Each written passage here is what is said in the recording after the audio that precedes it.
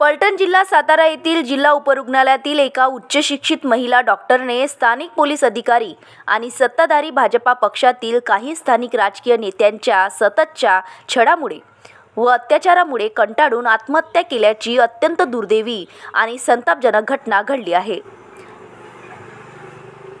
या घटनेने संपूर्ण महाराष्ट्रात खळबळ उडाली असून राज्यातील कायदा व सुव्यवस्थेवर गंभीर प्रश्नचिन्ह निर्माण झाले आहे।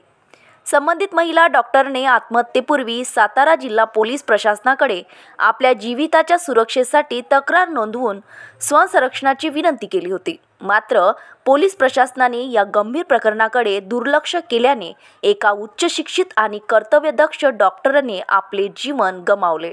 या निष्काळजीपणामुळे राज्यातील कायदा सुव्यवस्थेची परिस्थिती आणि महिलांच्या सुरक्षेचा प्रश्न ऐरणीवर आला आहे।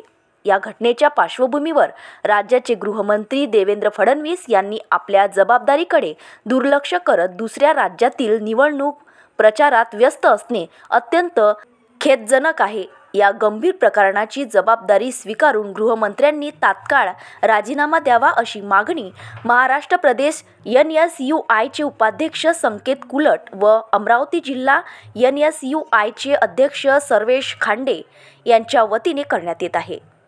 निष्क्रिय गृहमंत्री यांनी राजीनामा द्या।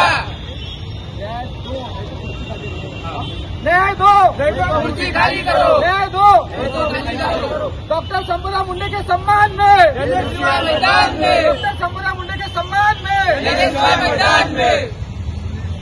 We want justice, we want justice। निष्क्रिय गृहमंत्र्यांनी राजीनामा दिलाच पाहिजे, दिलाच पाहिजे।